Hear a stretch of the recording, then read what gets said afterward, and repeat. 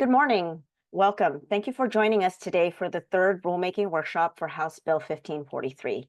Today we'll be presenting proposed rules in various sections of the Clean Buildings Performance Standard, including definitions, sections 4 through 9, Annex X and Z, and a new informative annex.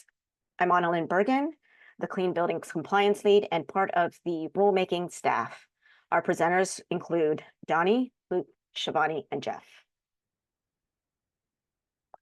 So this slide represents our agency's purpose. If you're unfamiliar with Commerce, we offer a broad range of programs and services.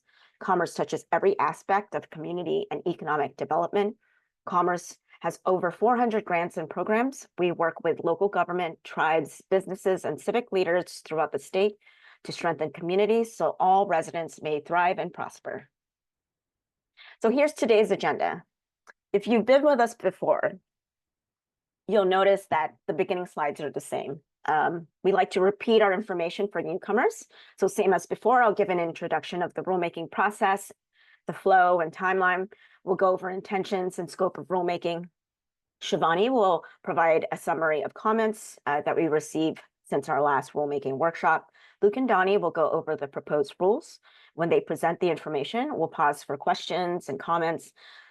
Jeff will give you an opportunity to speak if you raise your virtual hand.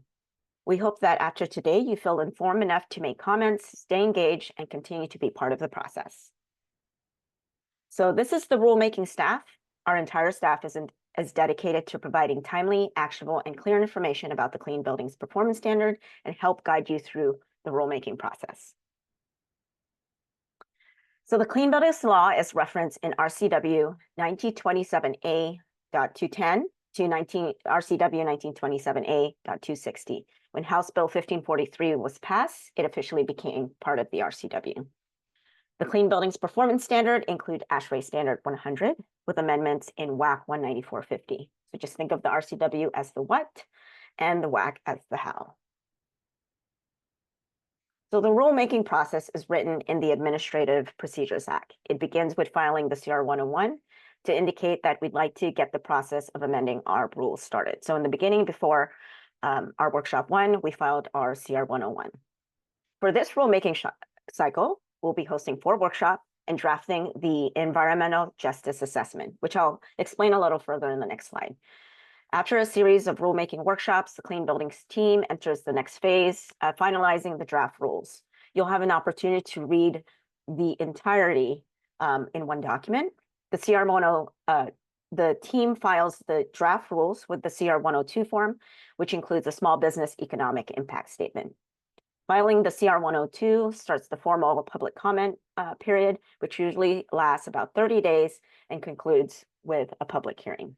You can provide public comment throughout our workshop and after the CR 102 is filed. So Commerce holds a public hearing after CR 102 is filed to get more feedback, hear concerns or suggestions, learn about unintended consequences. So after receiving all the comments and making any needed changes, the agency adopts the final version of the rule. This is filed in our CR 103. The rules are adopted 30 days after the CR 103 filing. Once adopted, the rule becomes part of the WAC, which is the Washington Administrative Code. So in 2021, the Healthy Environment for All, also known as the HIL Act, passed to promote reduction of environmental and health disparities in Washington state in order to improve the health of all Washington state residents. Required by the HIL Act is the Environmental Justice Assessment. It's for the agencies to determine the potential impact of agency activities on overburdened communities, vulnerable populations, tribes from all categories, as significant agency actions. So since this rulemaking is considered a significant agency action, we've drafted EJA. That is posted on our website and you are free to review it and provide comment. So Commerce will post the EJA for public comment until the end of the rulemaking cycle, and we will constantly give you access to that. We will accept all public comments for the duration of the public comment period, which will conclude with 2 dedicated meetings at the fall, a fall tribal briefing and a HEAL community involvement session for all impacted communities and interested parties. After those final meetings, Commerce will post the final EJA incorporating all the feedback. So this slide represents the cycle of public comment during the workshop phase. After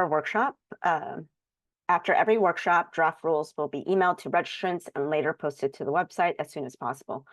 We'll give around 2 weeks.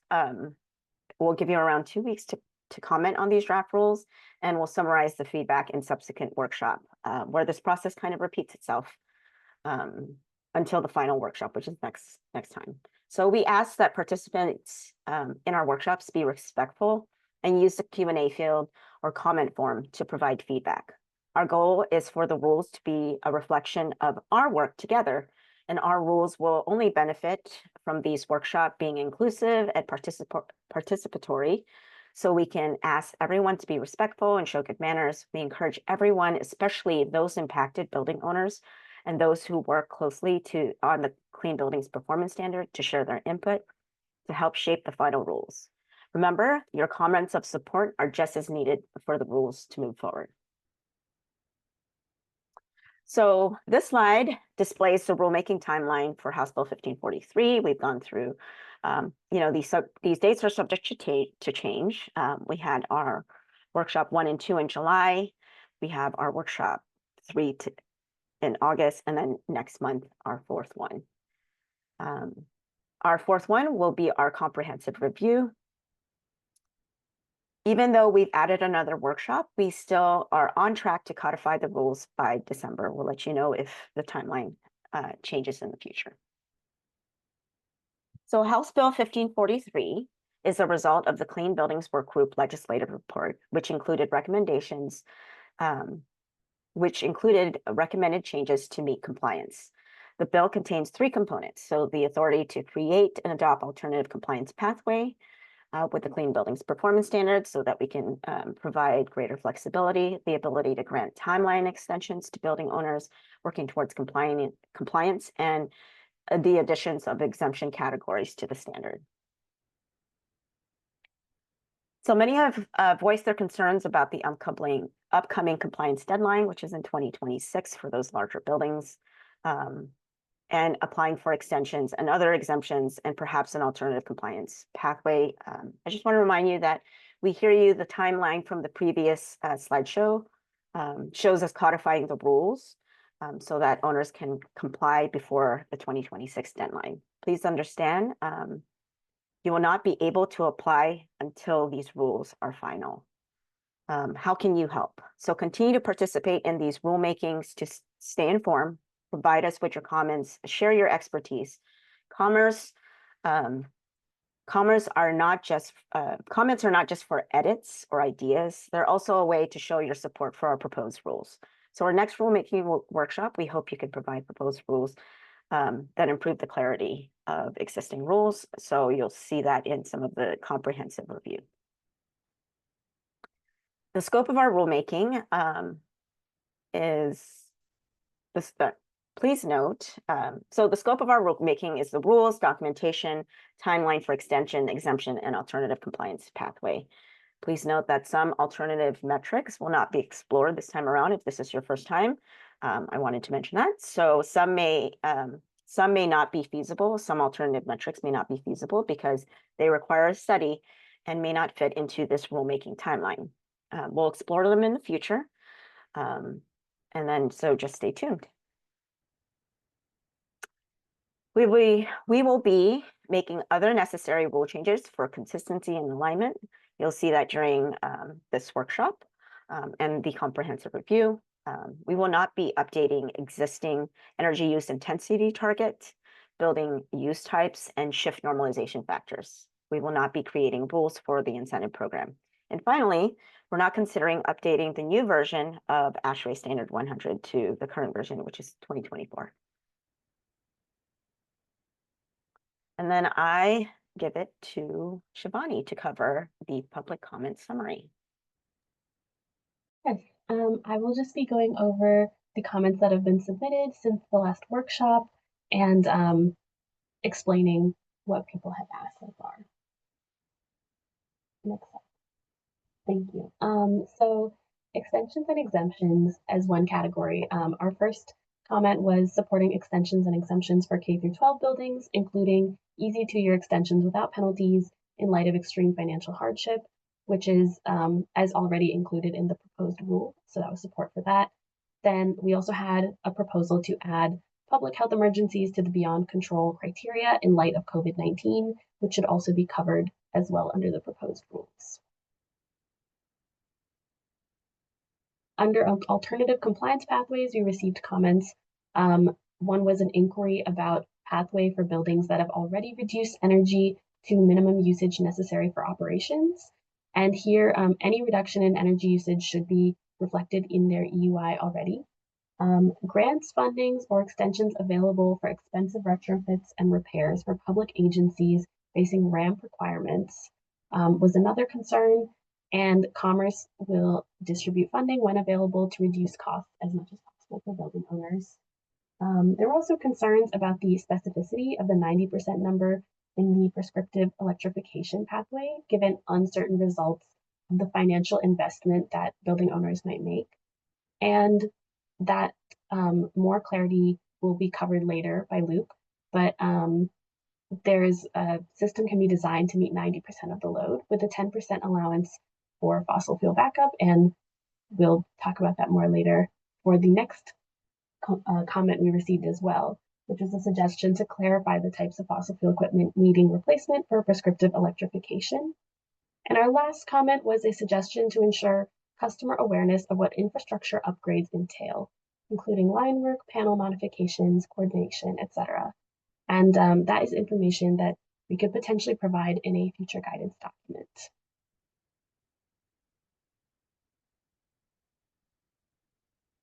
Under general comments, we had supporting real estate disclosures of compliance due to significant financial burden to comply. And this was a suggestion we really appreciated, but maybe beyond the scope of this current rulemaking. The other comment we received was that the Clean Buildings Performance Standard puts burden on real estate owners while benefiting tenants. We thank you for this comment, and we try our best to provide grants and incentives to offset the cost. Our intent is to provide energy efficiency and make buildings better for you and your tenants. Public infrastructure with CHP systems are penalized for the EUI metric since it doesn't account for source energy consumption. This comment was requesting the adoption of Annex E5.4.2 into enforceable standard to gain credit for source savings. And Commerce is still looking into whether crediting source energy savings fits within the clean buildings legislation. Then we had that the term M&V for EUI is causing confusion with another energy industry term. And so Commerce is looking into amending the language to reduce confusion. And then lastly, even with the proposed alternatives or extensions, public schools striving for compliance do not have the necessary capital to meet compliance by the given dates. And so this requires funded mandates, and extensions may not be appropriate for public schools that lack capital, but a financial hardship exemption may be more appropriate. And that is something available. So that concludes our public comments received so far.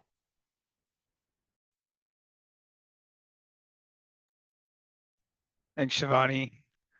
My name is Donnie Westfall. I'm a technical specialist here on the Clean Buildings team, and I'm going to start going over some of the proposed language for today's webinar, and then I'll pass it over to Luke Howard to kind of cover the rest of those updates. As Annalyn noted, today we're going to focus on policy clarifications and a few other updates that we've made to the standard. So first, I am going to kind of focus on the proposed alternative compliance pathways that we presented on in the previous workshop, as we've made some modifications to the policy language, as well as we've included the reporting requirements for each of those options. And then once I've covered those, I'll pass it over to Luke to cover the rest of the updates. Next slide. So after this workshop, we'll send out the proposed rules to attendees to review and provide comment on. So I want to quickly just go over how to read through the policy document and how to comment on those rules. First, just want to let everybody know that the document will be linked in Box. You don't have to create an account to view it or download the document. You should be able to click the link and still access that. When you're going through the document, you'll notice that there's a few different colors to the text. Black font is the original text from ASHE Standard 100. The blue font represents Washington amendments in WAC 19450, and then the red font are the track changes, showing the draft additions and the deletions that we're proposing. Track changes may be different depending on your computer settings, but that's kind of how it's represented in the policy documentation. And then on the side of the document, there are some comments that just provide kind of amendment justification, some context or source references. So you'll see these instructions here on the slide, as well as some additional instructions on the first page of the policy document that'll go out, including a link to the comment form where you can make any comments, suggestions, or support. And then there could be some inconsistencies with some of the formatting in the document, but the updates and changes should still be fairly obvious as you work through it. Next slide. All right. So as presented in the last workshop, buildings that do not comply by meeting the energy use intensity target or comply through the investment criteria of the standard may choose to pursue compliance through either of two proposed alternative compliance pathways. The first proposed alternative pathway shown here is a minimum EUI reduction. Tier 1 covered building owners can comply with this performance metric if they reduce their building's weather normalized energy use intensity, or WNUI, by 15% over a baseline measured WNUI. Since the last workshop, we have updated the proposed policy to tie into the rest of the standard. So here we have it included under section 4.3.4. 4341 just is saying that a qualified energy auditor shall conduct an energy audit in accordance with section 8 of the standard. This doesn't have to be a level 2, so long as the audit can identify energy efficiency measures to achieve the 15% WNUI reduction. And then energy efficiency measures must be implemented in accordance with section 9. 4342, building owners must be able to benchmark their building in accordance with section 5.2. Otherwise, in the case where there is no measurable EUI for the building, that building owner will need to pursue compliance with the investment criteria under section 4.3.3 or the prescriptive electrification pathway under 4.3.5. 4.343, if the building's weather normalized EUI is reduced at least 15% below that baseline weather normalized EUI, which has to be measured within 5 years prior to the building's compliance date, the building complies. And then compliance with this section will expire after the 2046-2048 compliance cycles. As this was discussed in the previous workshop, our thinking here is that the building would need to align with whatever the final metrics are by the 2050-2053 compliance cycles in order to align with the state's energy strategy. And then 4344, tier 1 buildings with energy targets must still develop an EUI target in accordance with section 7.2. And then tier 1 buildings without an energy target shall report the Energy Star portfolio manager median site EUI in their compliance application. Next slide.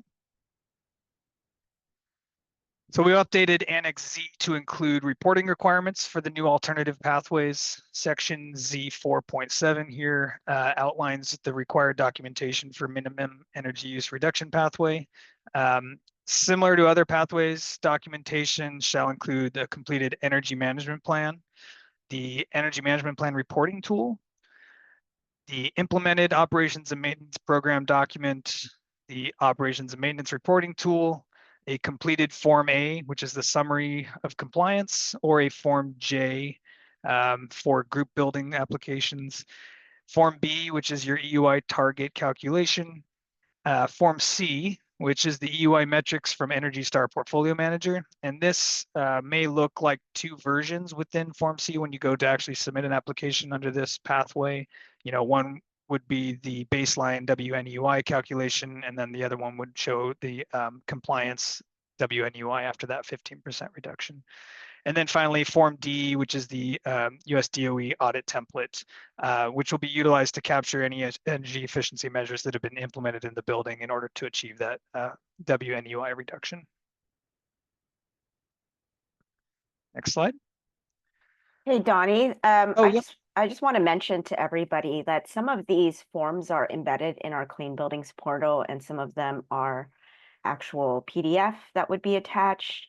And there's some guidance documents out there that kind of explains that. So for those who are new to this, just know that. And then later on in the standard, it kind of explains the different information that goes into a Form A or a B or a C.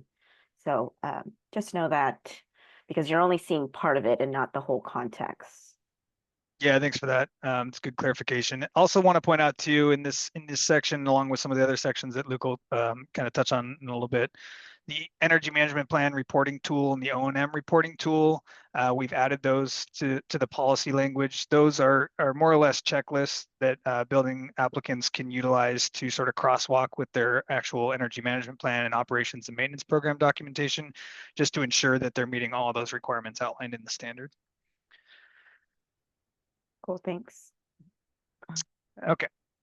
So the second proposed alternative that we presented on last work session was the compliance pathway we're referring to as prescriptive electrification.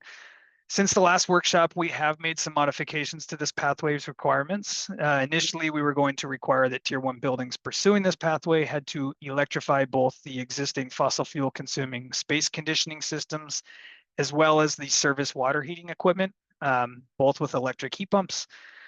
Based on feedback and sort of in an effort to better align with some of City of Seattle's BEPS requirements, we are eliminating the service water heating electrification component.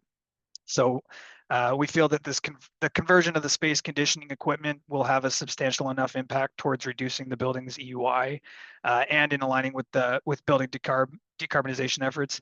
And that the service water heating, while still significant, represents a much smaller energy load and could prevent buildings that may already have electrified water heating, but have fossil fuel fired heating systems, could prevent them from utilizing this compliance pathway. So we're hoping this adjustment will eliminate some of these types of issues and provide a little more clarity in the approach to complying with this alternative pathway.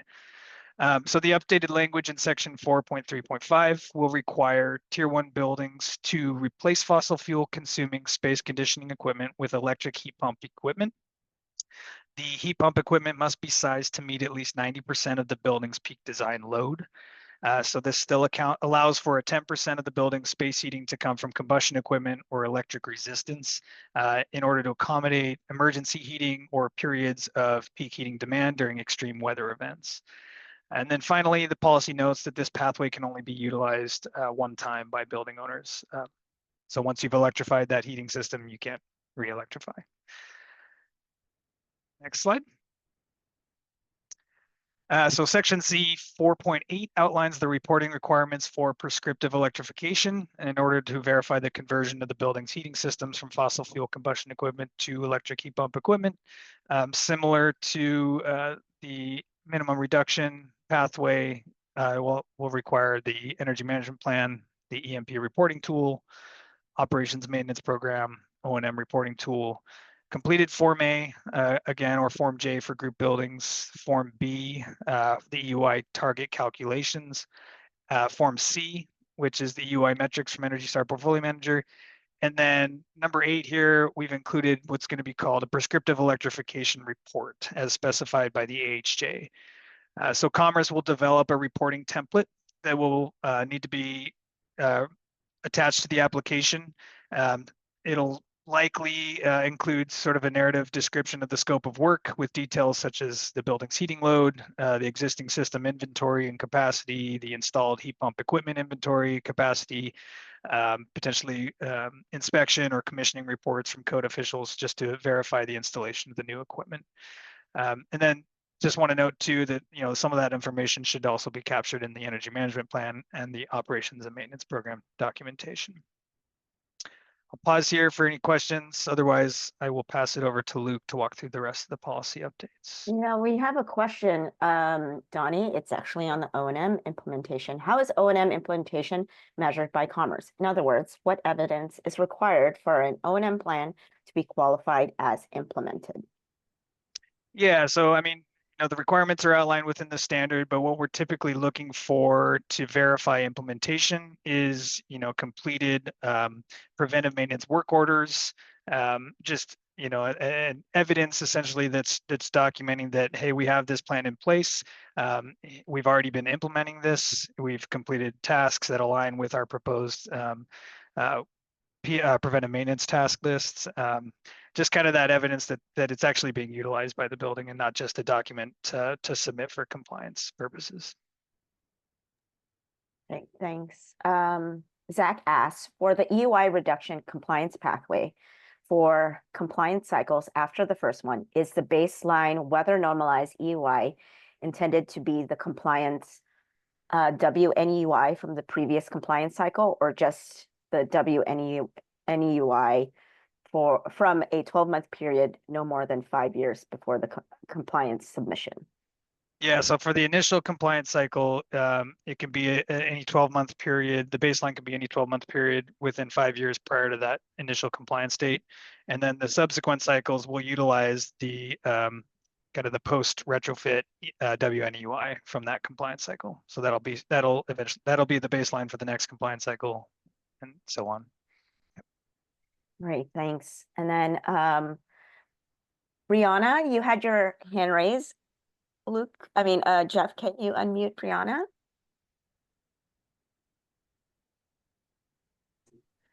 Hi, thanks. I may have missed this. I apologize to make you repeat yourself, but the prescriptive electrification is just one compliance pathway, right? It's not a blanket requirement for all Tier 1 buildings. That's correct. Yeah, it's an optional pathway towards compliance. Yep. Thank you. Great, thanks.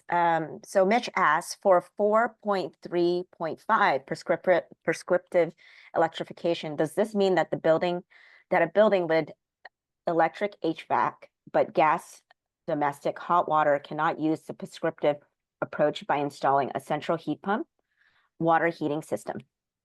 Yeah, based on the way we've written this policy, that wouldn't be an option for that particular building, because they would need to electrify the space conditioning or the heating system. Thanks. Next question, if a private K-12 school would like to apply for an exemption, when would the application process be open? We do have the application process open already. However, the rules that we're presenting now won't be codified until December. So if it pertains to new exemptions that we propose, you won't be able to apply for those exemptions until December. I don't know if anyone else, or after December. I don't know if anyone else wanted to add to that. Next question, Alex asks, for those parties that have submitted documentation for compliance, EMP and O&M plus supporting docs, is there a procedure or protocol for receiving feedback from Commerce on those documents? Yeah, I mean, I can kind of touch on that. Typically, if we have any issues that we found in our review process, we outline those as sort of findings, concerns, or recommendations when we do those reviews. If we have findings or concerns, those will be noted, and the application will generally be paused until we get documentation that we can approve for compliance application. If there's recommendations, we still may recommendations only. We can provide those in our. What we're trying to do is put those in the notes of the application itself moving forward, so we can send an approval letter, but we'll note any recommendations from our review in that format. Thanks, Donnie. John asks, what about electrification of district energy systems? Does this affect the exclusion of electric resistant boilers in any way?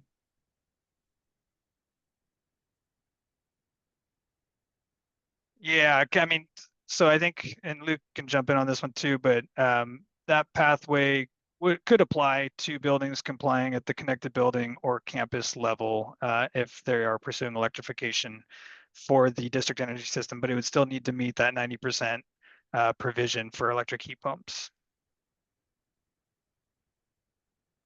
Luke, did you want to add to that?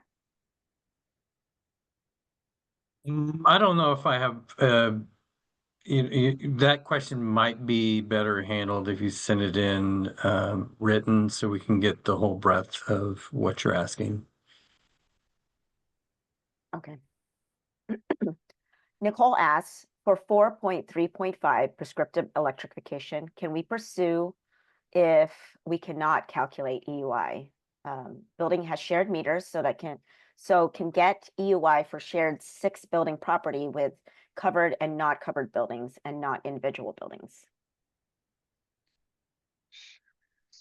Yeah, I think the way we wrote the policy was we would allow folks that have no measurable EUI to utilize the prescriptive electrification approach to compliance.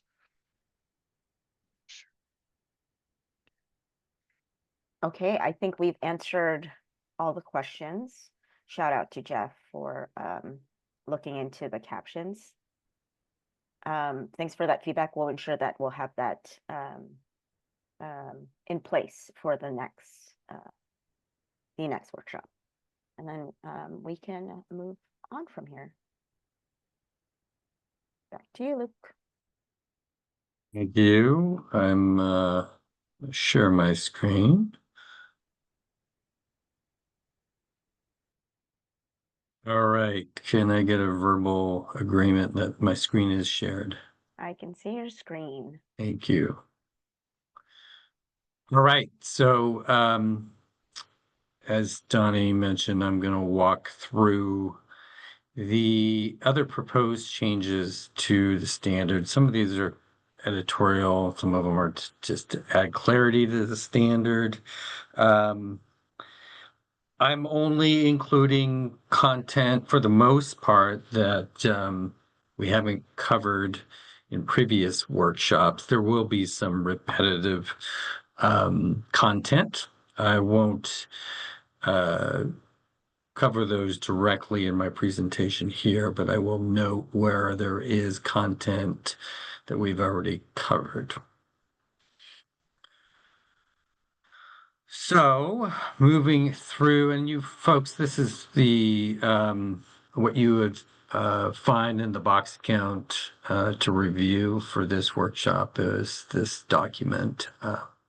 I have provided some comments in the comment bar to the right. It's mainly just to kind of highlight areas of that we're reviewing today. I haven't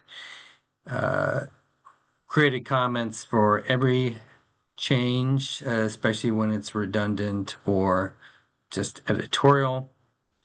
But I will point out certain specific things. So we have made changes in the forward here to kind of create just more clarity on the fact that we do have the authority legislatively to adopt any subsequent version of ASHRAE Standard 100. As Annalyn mentioned earlier today, we do not plan to adopt a more recent version of Standard 100 at this time, but we wanted to make sure folks knew that at any time we could adopt those through rule change. Additionally, we wanted to make note that the legislation has authorized Commerce to evaluate the energy use intensity targets in 2029, both for making amendments to the targets that currently exist, as well as in the creation of a building performance standard, or I should say a building performance metric for Tier 2 buildings in the future. So we wanted to make that obvious in the forward so folks could have some understanding of what the intent is in the future iterations of the standard.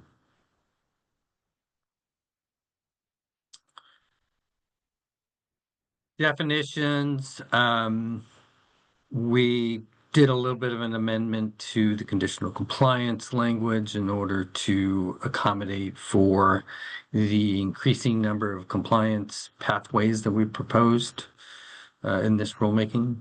So instead of listing them individually, we're just going to say compliance with the standard, just to simplify things and make it clear.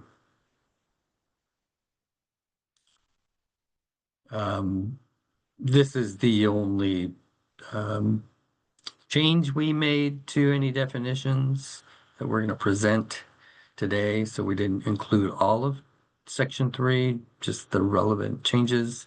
We did include baseline because baseline is a definition or a term that we are using for the minimum energy reduction pathway. So just keep that in mind as we move through that. We had a question earlier about what the baseline is, and it's always going to be the energy use intensity from the beginning of the compliance period. So for each cycle, the baseline is going to be measured from the previous cycle.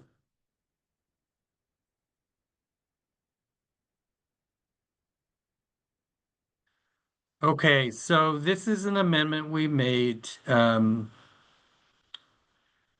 which is fairly significant. We're eliminating the requirement for Tier 1 buildings to implement that operations and maintenance program 12 months prior to the compliance date. This has been a source of a lot of confusion from applicants. There has also been several applicants that are concerned. They meet the EUIT and they meet the provisions of the standard. However, they don't have evidence that their operations and maintenance program has been implemented 12 months prior to compliance dates. And as you know, for the largest cohort of buildings over 220,000 square feet, we're within 12 months of their compliance date. So we felt the value of that requirement did not outweigh our concern for building owners to get to have focus on the more significant provisions of the standard and to obtain compliance by the compliance states as early as June 1st of 2026. So if anybody has any specific requirements of the relaxing of that requirement, one way or other in support or against, please send comment in.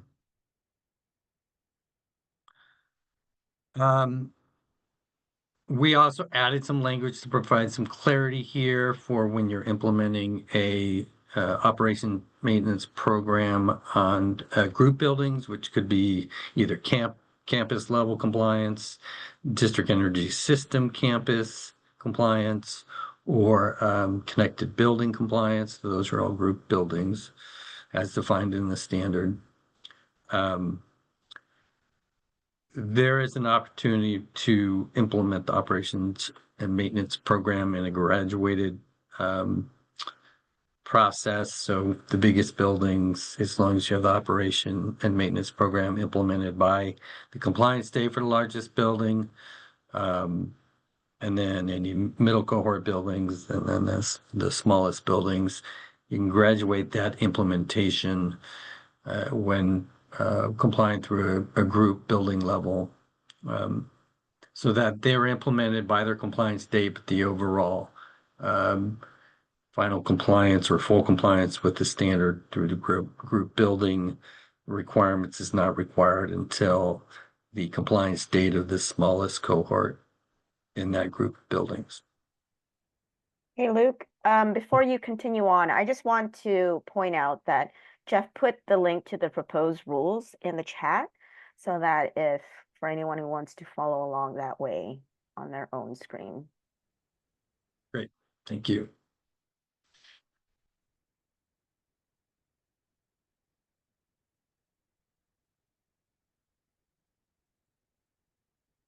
Okay, so we're getting into some amendments in the language relevant to the new compliance pathways.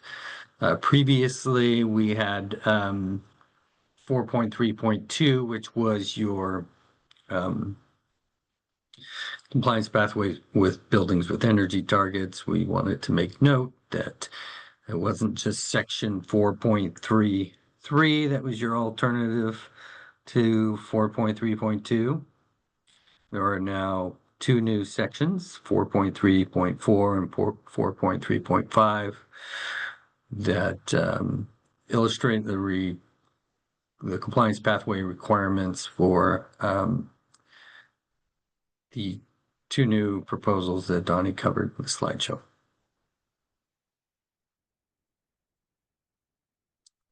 This is just a clerical update to accurately reflect the requirements for more recently buildings versus section for the older buildings. We've also updated some language to be more consistent with industry standard. A certified commissioning professional is an actual title for a specific credential. Provider makes it more broad, so other credentialed or certifying organizations can participate.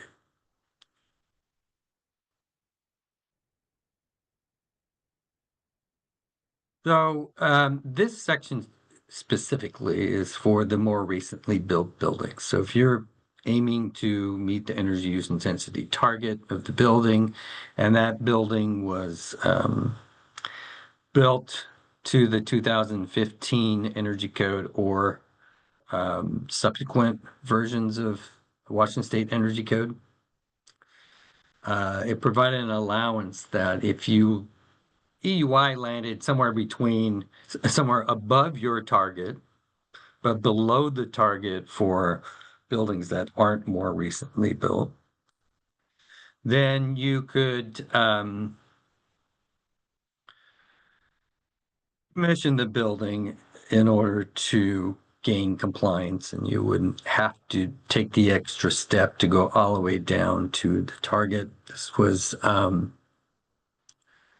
This was a provision that was written in the original rulemaking back in 2020. We have introduced this proposal here in order to allow buildings that had been built within 2 years of their compliance date. So they can just submit the valid commissioning documentation that they used when the requirements of the Washington State Energy Code when they built the building were in place. So the Washington State Energy Code requires commissioning for newly built buildings, and we feel that if the building is only a couple years old, requiring them to recommissioning after 2 years may not make a lot of sense since they just had it done. So if they can prove that they actually satisfied that energy code provision by an approved commissioning report from the local jurisdiction, we would accept that. Again, this is just for buildings built within 2 years of the compliance date. We recognize that sometimes the targets for a building may not be specific enough for that building activity type. So in our opinion, the Washington State Energy Code provisions are stringent enough as long as the building has been commissioned and should be performing as intended according to that commissioning verification process, then that's probably the best you can do at this point.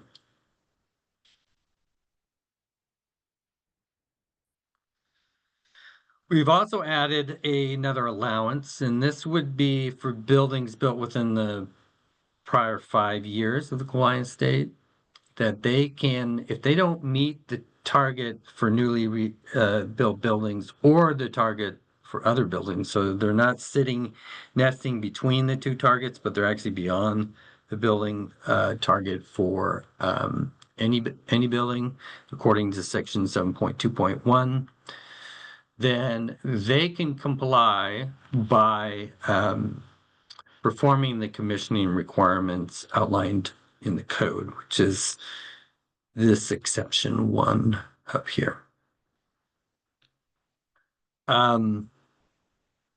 The thinking here is the only other alternate is either to get to the target or to pursue the investment criteria of the standard, which would require a level 2 energy audit and implementation of all cost-effective energy efficiency measures. The investment criteria also allows a provision for phased implementation of energy efficiency measures that are deemed to be cost-effective, but that equipment that is going to be replaced is not beyond its useful life. So our feeling is that if the building's under 5 years old, there's probably not much equipment in there that's not beyond its useful life. So we would rather see effort and investment in improving the efficiency of the building rather than just performing an energy audit to show that there are no cost-effective energy efficiency measures at that time. And when a building is only 5 years old, there's probably not likely too many cost-effective energy efficiency measures, but it could be very likely that the building needs to be recommissioned in order to perform as intended.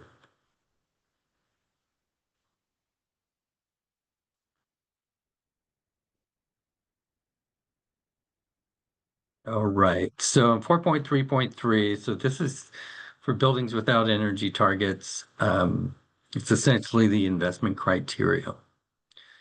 We put in these exceptions here. Tier 2 buildings was already existing because we don't require meeting a performance metric for Tier 2 buildings.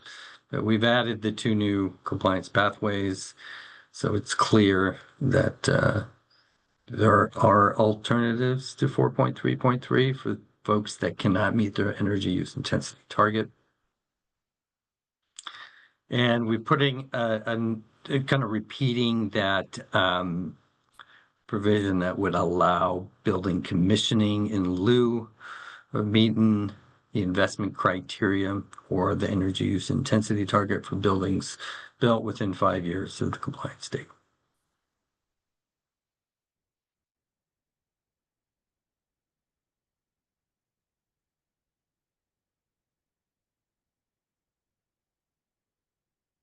Included some, we did some edits here in order to improve the clarity of the verification process for buildings pursuing the investment criteria.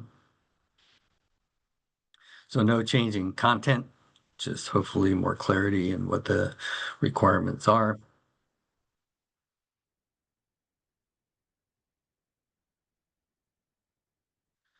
Hey, Luke. So, yes. I just want to give you a heads up. We're almost at the top of the hour. Great. So That'd be good timing. So I'll finish up with this section here, and then we can jump into a break before we move on. And as you can see here, we're getting to the provisions that Donnie covered in the slideshow for the new compliance pathways. great, thank you.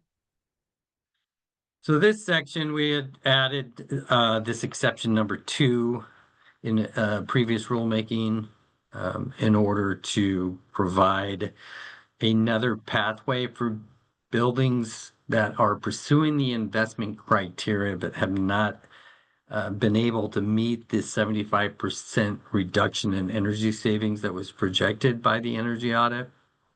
There'd be cases where for some reason they're not meeting the predicted savings. Currently, we had put a provision in there that you have to reevaluate the energy audit and install any other energy efficiency measures that were deemed to be cost effective, or they might have not been cost effective previously. And then you would have to reevaluate after another year after implementation of those possible EEMs. And that cycle could repeat. The annual reporting for that would repeat until the end of that compliance cycle. So it was, in some cases, it could be an exercise in futility, where it might not be likely that there would be new cost-effective energy efficiency measures a year after the initial evaluation. So we put in a provision that we basically copied the provisions of commissioning through the International Performance Measurement and Verification Protocols, which is similar to the verification process for buildings that don't have an energy use intensity that are complying through the investment criteria. We have rethought that and felt that these protocols, the IPMVP protocols, were not really appropriate in this situation where you could measure the EUI. So we've just made this change to require the commissioning requirements of the Washington State Energy Code in lieu of installing additional EEMs or energy efficiency measures.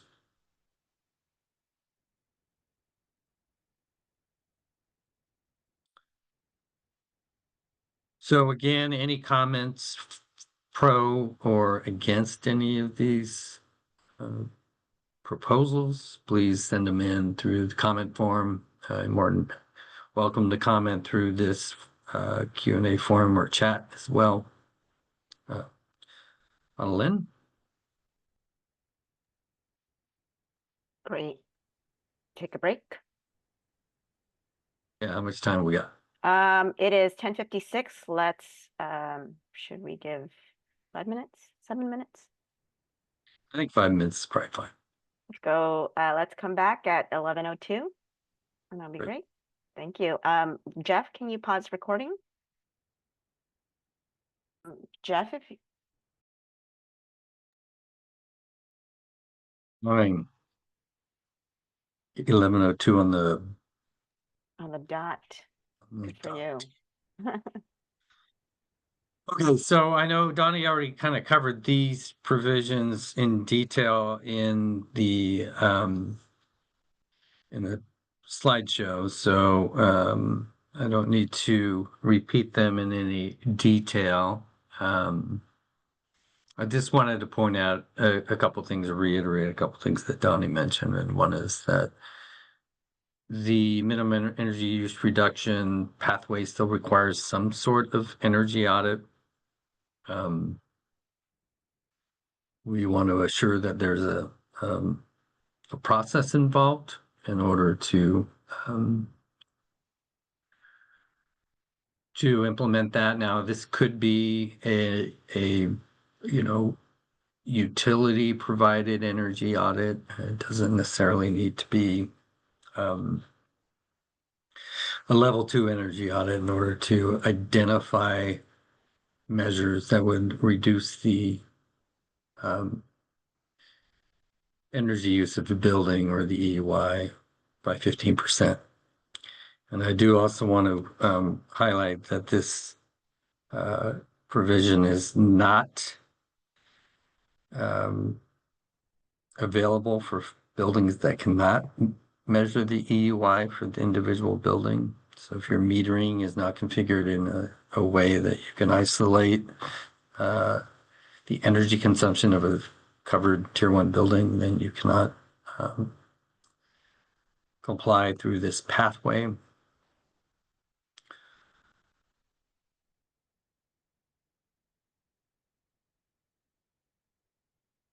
And then the prescriptive electrification requirements, Donnie covered those pretty good. Just so you know, it's you need to provide a heat pump for space heating for that building.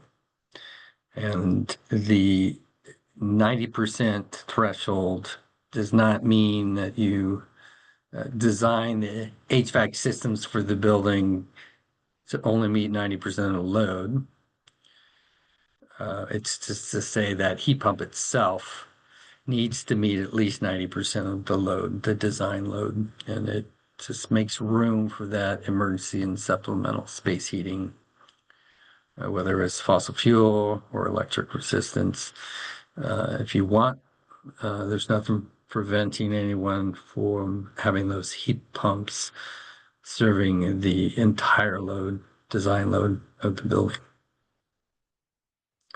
And it may seem obvious to most of us, but this provision is only valid for one cycle. And you can't do, a partial offset part of the load one cycle and the other part another cycle. It's just a one-time provision.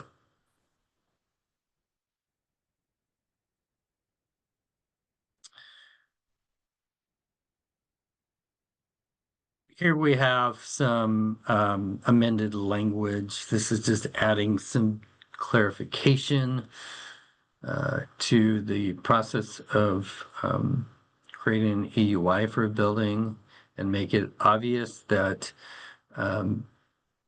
renewable energy, whether it's attached to the building or on site, can be deducted from the building's EUI in accordance with Section 5.2. So we do honor renewable energy systems built on site, but not necessarily on the affected building to utilize that provision.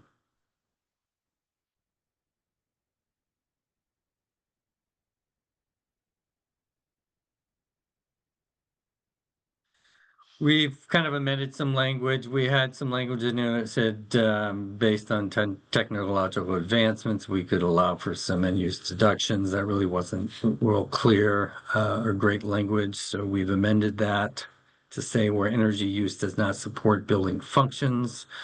This is more in alignment with language in ASHRAE Standard 100. And this would include things you can see in my example here, like say you had a cruise ship docking facility, and the building itself is over 50,000 square feet and subject to the standard, but they had shore power for when cruise ships docked, whether it was for repair or part of the operational functions. They could deduct that kind of energy use from the EUI. Now, you would need to notify Commerce, or it's a good idea to notify Commerce before to verify that that would be an acceptable end-use deduction. If you just apply, make an application, and apply the end-use deduction without any note or with a note, we would potentially reject it if we didn't approve that end-use deduction.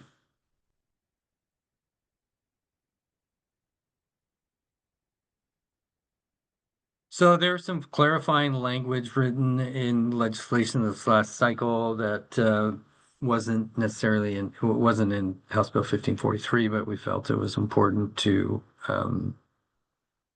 publish here in our standard, and it's just the authorization for utility companies to share energy consumption data with building owners, regardless of tenants. So this language is directly from the RCW that's referenced here.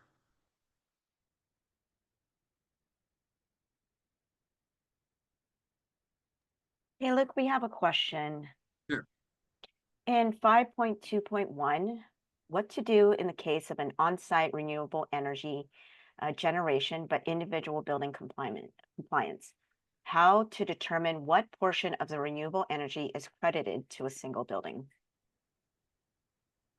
We would, whatever is generated on site can be applied to any given tier 1 building or any, or it can be distributed to several tier 1 buildings. We would need to, we may need to add some provisions in our portal to identify what buildings you're applying that energy to and how you're distributing it. So if it's multiple buildings or distributed between multiple buildings, we would need to know those details, and we don't currently have our portal set up for that. It can handle opportunities where it's just applied to one building. But yeah, we should develop that process and provide the guidance through our guidance document library. And we'll publish that and broadcast it out to all folks that are on our email server.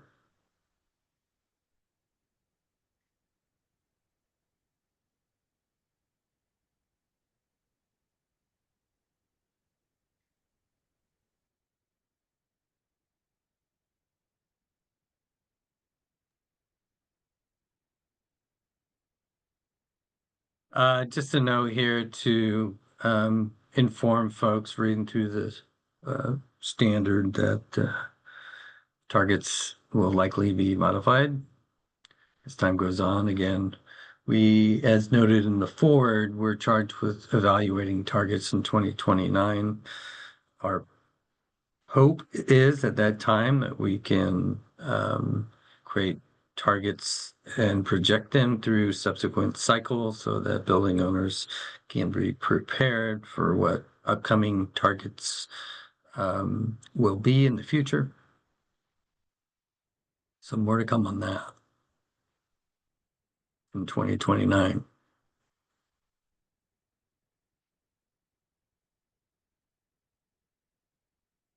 So Section 8 is, for those of you that are aware, the provisions of the energy audit requirements of the standard.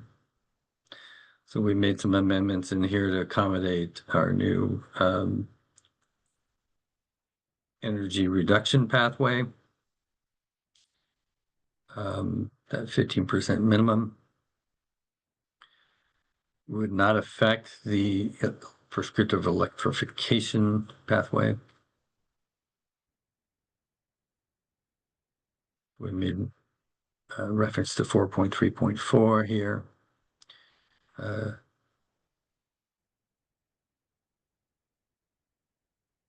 So what we're asking for folks providing energy audits or the minimum reduction, energy use reduction pathway is to provide an energy audit of the level that is specified by the qualified energy auditor to be sufficient to identify and evaluate EEMs that, if implemented, would result in the building meeting the energy target. And then we've added this, or the minimum energy use reduction specified in section 4.3.4.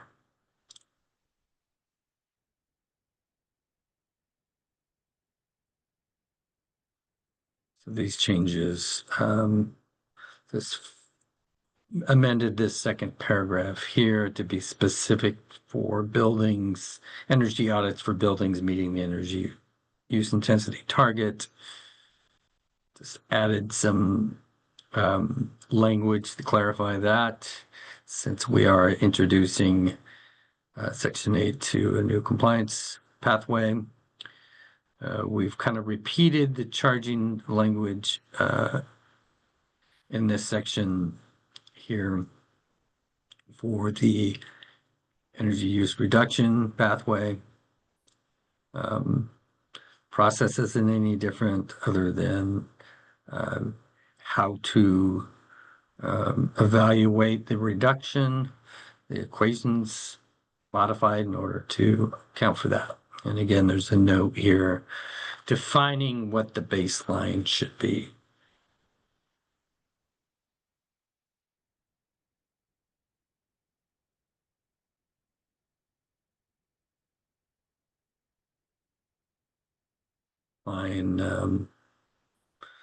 This exception to the minimum energy reduction, if you do have an energy audit that's less than 5 years old, you can use that in order to identify the energy efficiency measures that will get you either to the EUIT or that 15% energy reduction. No changes to section 8 after that. And we'll get into section 9.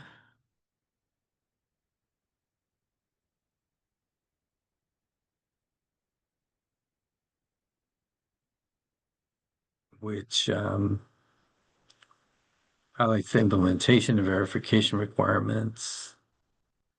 Once you've identified that as energy efficiency measures, added the appropriate language to include exceptions where appropriate. So where 9.1.1 is for buildings that will meet the energy target or that have energy targets, we're exempting, addressing and acknowledging the 2 new compliance pathways. Same with buildings without energy targets. So one of the things we decided to do is maintain the format and structure of what's existing in Standard 100 and doing is the minimal amount of reformatting or changes to how folks familiar with the standard read it currently, rather than kind of reinventing these compliance directions and with new formatting in the standard. So just trying to be fairly consistent with how Standard 100 is laid out currently.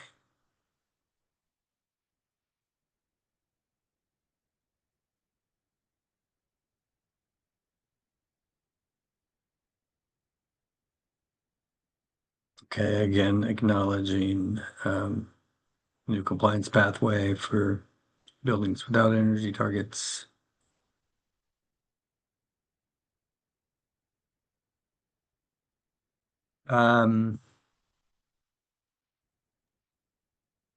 Moving on, this is an informative Annex B that we're proposing.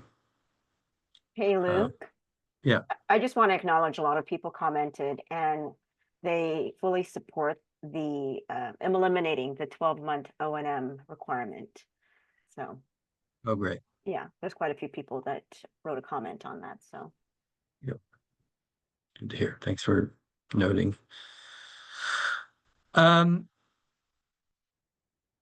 Informative Annex B, we felt might be a good resource for folks.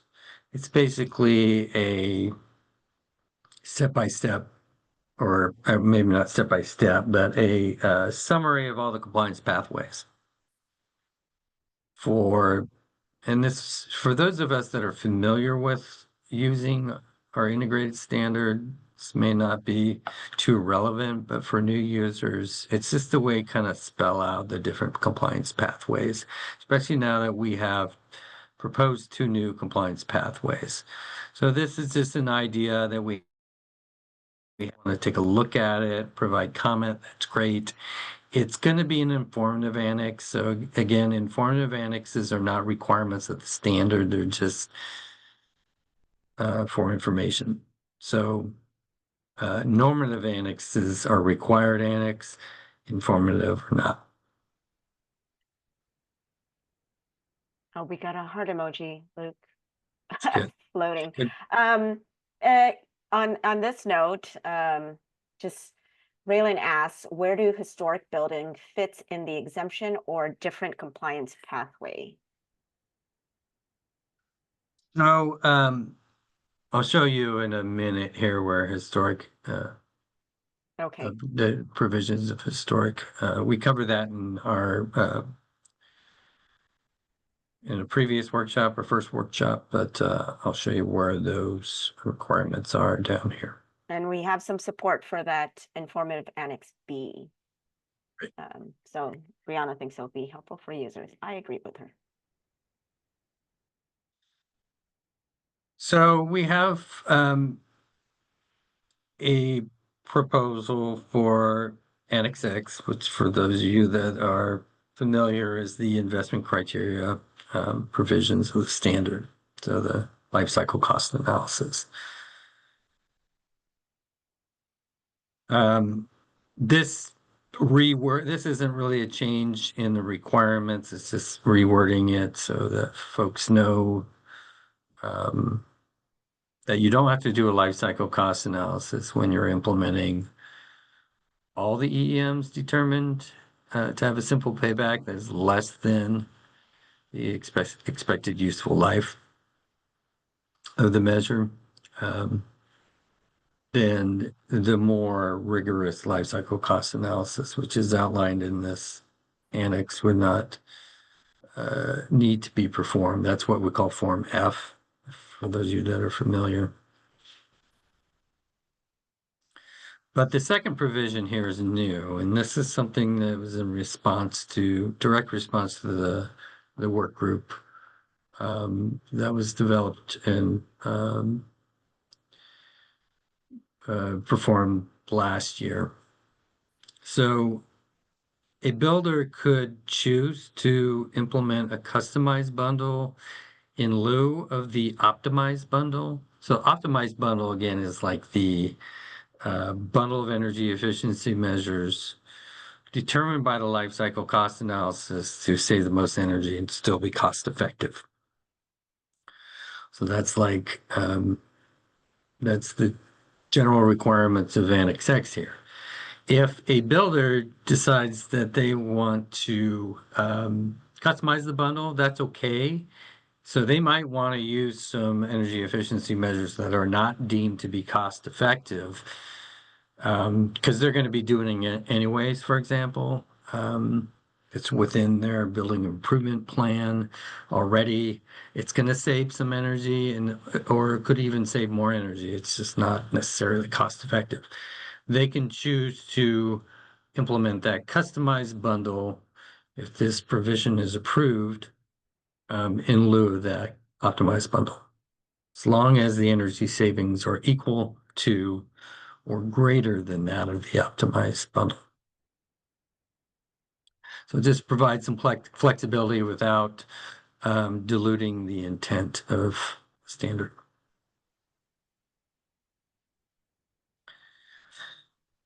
We've noted in past workshop, we've kind of amended some terms to be more clear, expected useful life rather than just a general useful life and remaining useful life. Hey, Luke, related to terms, the terms connected building, we got a comment, the terms connected building, campus, and district energy system seems to be used interchangeably in many different sections. Is there a definition that's specific? These are equivalent. The only separate category seems to be the state capital campus. Yeah, we have a few terms. And I recognize the confusion and we try to clarify as much as we can. Unfortunately, the legislature defined campus as buildings connected to district energy systems. So it's not our traditional definition of campus by any means, but that's what's defined by legislature, and without getting the legislature to change it, we can't do anything about that. So we do have a definition of group buildings, which includes connected buildings, campuses, as defined by this standard, as well as campus level. Or Judy, correct me if I'm wrong, is campus level is denoted in footnote 9 to table 7-1, 7-2A, 7-4. 4. Yeah. Thank you. So it is a little bit kind of shotgun throughout the standard, and I do recognize the confusion. If you have any suggestions on how we can make it less confusing, please let us know.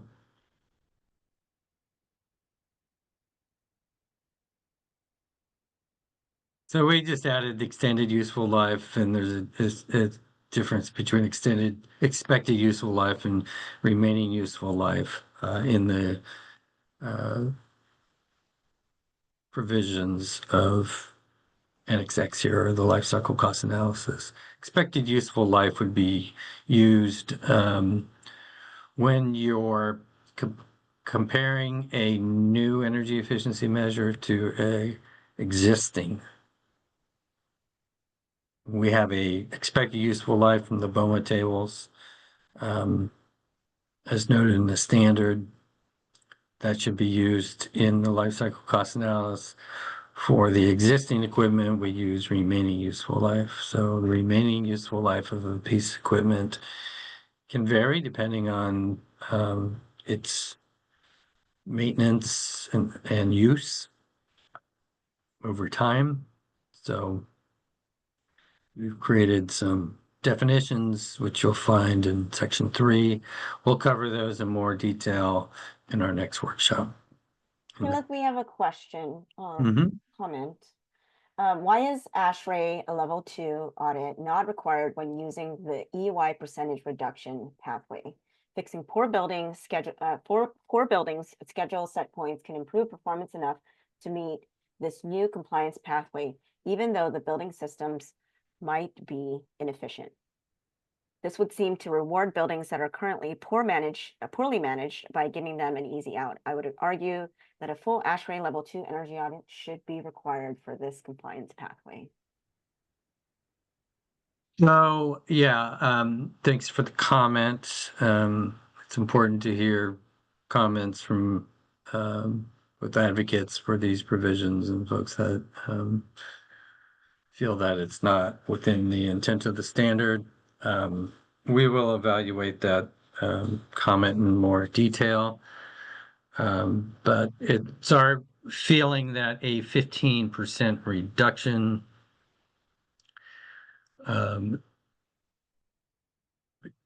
for each cycle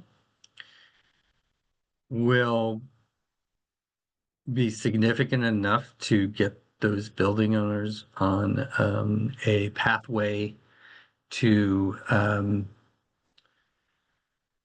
meeting the target within the timeline of our state energy strategy and other state policies. It doesn't mean they can't do a national level 2 energy audit. Might be a good way for them to really project out future reductions in EUI as well. So we're not restricting them from doing the level 2, but we feel that a level 2 may not be required in order to determine what energy efficiency measures would get you reduce the EUI by 15% or greater. Yeah, it could just be commissioning the building is all you need to do. Do we really need a level 2 audit in order to identify that reduction? Probably not. So we'll look into that comment in a little more detail and see. And if you want to have a discussion about that outside of this workshop, or if we have more time at the end of this presentation today to explain a little bit more, we could do that.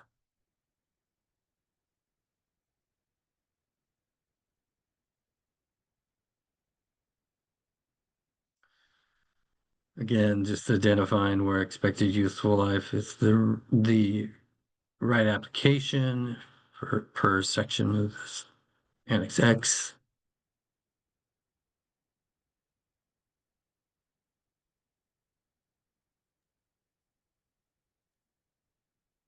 Okay, Annex Z. Annex Z is we were just including the compliance document requirements today. We're in Z4, obviously there's Z1 through Z6, so we're skipping the first few sections because there's no new information there. A lot of this information here at the top of Z4 is going to be what we presented at previous workshop on exemptions and extensions, so I'm not going to get into a lot of detail there. I will note a few things though, because the question was asked.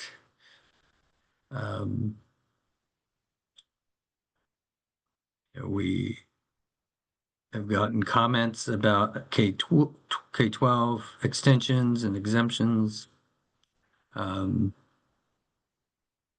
This is the exemption, a new exemption language for K-12s. We have hospitals in there as well. And we have some historic integrity exemptions. So we have a provision for what we call compliance light. So this would be implementation of the energy management plan, the operations and maintenance program, and benchmarking. And those provisions would apply to buildings for which meeting the standard would impair the historic integrity of the building.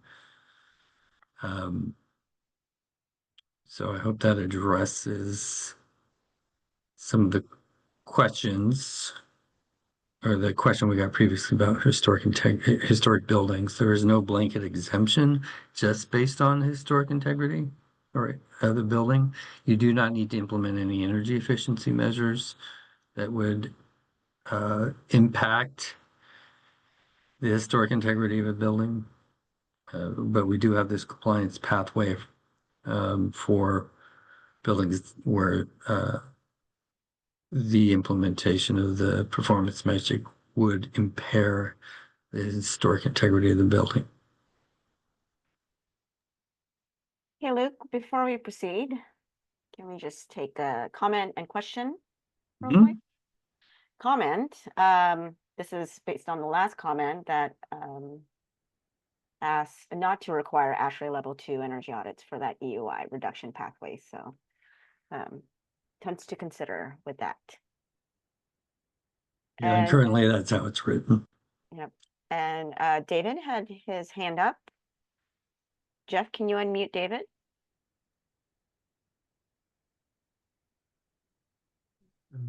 David, go ahead when you're ready.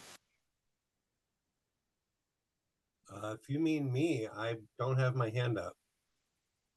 David Baker? Yeah. Okay. Okay. It's a high five. I'm sorry? I said it was a high five. Okay. Luke, we have some comments and questions in chat. Says here, Stephen recommends removing related to capital construction or improvements. CBPS impacts both the capital fund and the general fund within a school district.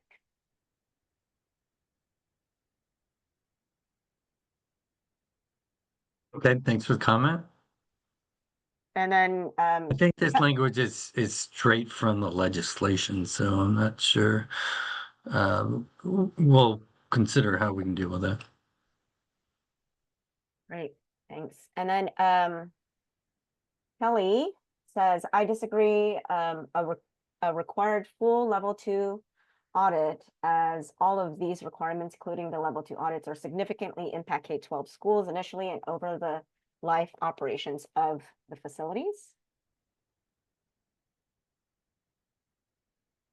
And then more comments regarding schools. Schools are arguably the most expensive cost for Washington state taxpayers. Running them more effectively will save everyone money, and allowing money saved on energy to be used for education. Perhaps schools should have their own incentives and reduction strategy to allow that they can focus on education and more easily reduce energy use.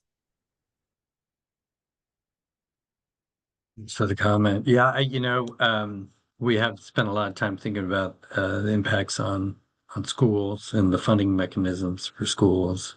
The funding is difficult, obviously, but it's also a different mechanism. They can't just go, public schools can't go to a bank and just borrow money to make the improvements required to meet the standard. So I imagine the financial hardship exemption is going to be a popular one for K-12 schools. We also understand that improving the energy efficiency of a building can reduce operational costs, not just in the energy savings associated with it, but the operations and maintenance. So if we can have funding available to improve these schools, I think everybody wins. So we hear you, and we're hoping that these financial hardship exemptions will apply appropriately to K-12 schools when needed, which may be the majority of all schools out there. But I know that there are a lot of school districts out there constantly trying to improve their buildings, not just for occupant comfort and indoor environmental quality, but also for reducing the maintenance and operation costs. Great. Thanks, Luke. And last one here on the list, exemption to X 2.1. Buildings pursuing investment criteria compliance are not required to complete an LCCA if they demonstrate compliance by completing a level 2 audit and implementing all EEMs. What about 4.3.3.3? I don't know if I added an extra 3 there, which says LCCA is the reference for 75% savings.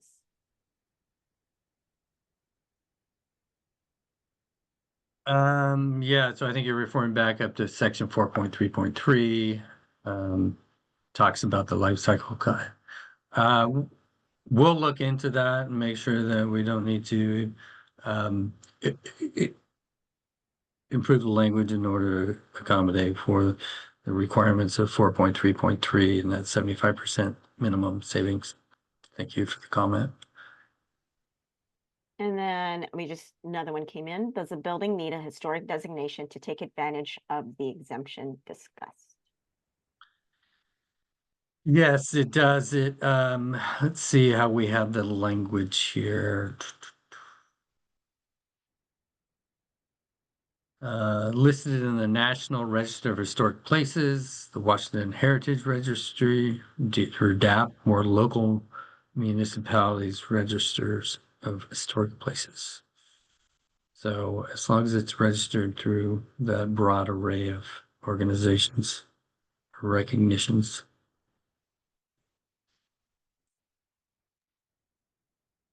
And that's all we got for now. Moving on, thanks. So we're getting close, but I think time-wise, we're doing fine. Hopefully we'll have this wrapped up in 10 minutes and we'll have more time for questions. I'm not going to go over too much here. We've got some changes to the existing documentation requirements for investment criteria, the EUIT, and conditional compliance. We've added titles, and we haven't increased any requirement here. We just added titles and added some direct reference to some reporting requirements in a list here. As you can see, the list in blue is what is existing, and the red is just to enhance understanding of what's required by adding titles, such as Form A is summary compliance with Standard 100. Form B is the building activity and energy use intensity target. We've also added a few things like the energy management plan reporting tool. It's already required by the AHJ, by Commerce, but we wanted to make it clear when we're listing the reporting requirements. So you'll see that for Z4.4, Z4.5, that's all existing stuff.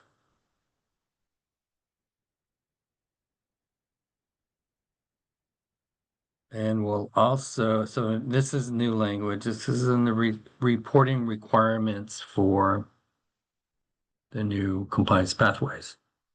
So for the minimum energy use reduction, we still want to see that energy management plan, the tool, the reporting tool. It's basically a checklist. The O&M program, the operations and maintenance program reporting tool, Form A, which is a summary of compliance. We're making amendments to Form A to kind of accommodate the new compliance pathways. Form B, Form C and Form D. Again, that energy audit report for the minimum energy use reduction does not need to be a level 2 audit, but it's recognition and documentation of the process used in order to identify energy efficiency measures that would reduce the energy use by 15% or greater. And then we have Z4.8, identifying all those similar reporting requirements in addition to number 7 there, which is the prescriptive electrification report as specified by the AHJ. So we'll be building that outside of rules, and we'll publish it on our website. It's basically just a guidance document for what we need to see is valid documentation that the building did meet the provisions of section 4.3.5.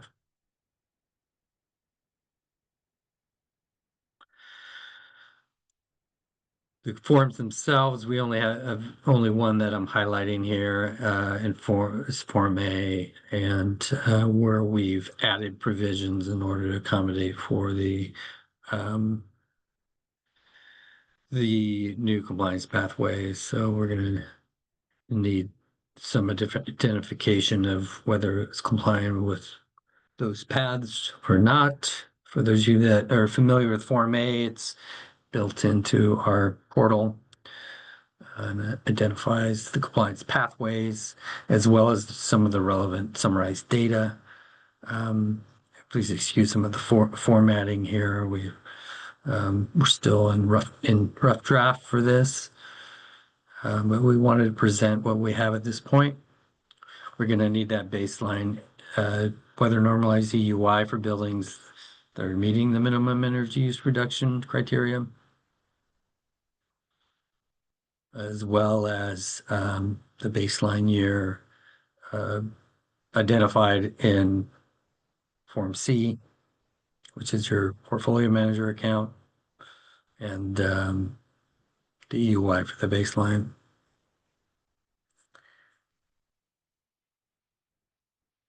There we go. That's all we have to present for today. We can open up for questions. Please submit comments if you have comments that will help improve the standard relevant to what was presented today or not. And then I'll just be open for questions on Lynn if you want to. Yeah. Okay. Deanna asked regarding exemptions via unconditioned and semi-heated space in Z 4.1.2C. Does this mean that if the condition is met, it will still be necessary to do benchmarking, EMP, and O&M when the conditions is met? Yeah, so let's see here. That I don't know if Donnie or Dylan are on the call and want to provide an answer to that one, but essentially, if I'm understanding the question correctly, if the building meets the provisions of the here we go of the Tier 1 exemption for unconditioned semi-conditioned space, but you have a remaining space that is not unconditioned or semi-conditioned, it would need to benchmark and implement an EMP and an O&M program for that portion of the building, but not for the full building. Great. Michael asks, when is final deadline for comments due? Or when is the final deadline for comments? So I always see 2 weeks. Reason for that is we giving a time frame so that we can collect these comments and start to incorporate them. So the sooner you get these comments, to us, the better, so we can consider them prior to filing the proposed draft. So you do have, the public does have up to the public hearing to submit comments. We just hope that you can provide it sooner if you can, so that we can incorporate it before the final filing. So we like to present the proposed rules and kind of sections and topics, just so that we can be more focused with our comments. But at any point, you can submit your comments before the public hearing.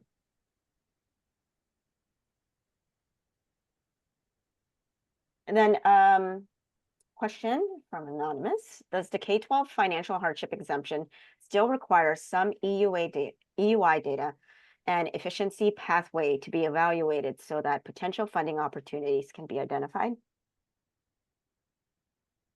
You know, the financial hardship exemption does not necessarily require that. It may take a detailed evaluation of the building to determine how much it's going to cost to meet the standard. And then, you know, they could understand that, try to get funding for it. And if they're denied funding, then they would be eligible for the exemption. It's good information to have, so you can create an energy management plan to move forward and reduce energy consumption, improve and reduce building operational costs over time where it's affordable and cost effective. So, but if you can get a blanket exemption for financial hardship without having to do any significant evaluation of the building. Thanks, Nick. Someone asked, where is section 6 in the draft proposed rules? Linked in chat. Yeah, the section 6 is the operations and maintenance program requirements, and we didn't include that in today's presentation of rules because there were no changes related to the compliance pathway proposals we made. If there are other changes to that operations and maintenance program requirements affected by any of the proposals in this rulemaking, we will present those in our next workshop in the cumulative review. Great, thanks, Luke. That was the last one. Oh, here we go. When will Annex Z 1.1 Tier 1 and Annex Y 1.1 Tier 2 database for covered buildings going to be available?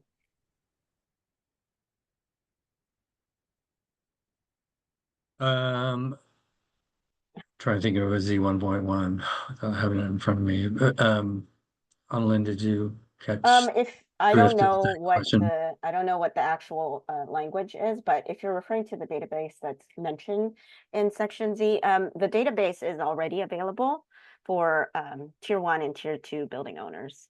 If you're interested in, if you haven't received your notification letter, which provides instructions on how to access the Clean Buildings portal with a notification code, you can request that notification code, or we can grant you shared access, and Jeff's going to put that request form in the chat. So data portal access is only available for building owners and their authorized representatives. Yes, correct. Z1 and Y1 are notification to building owners for covered buildings. Thanks, Donnie.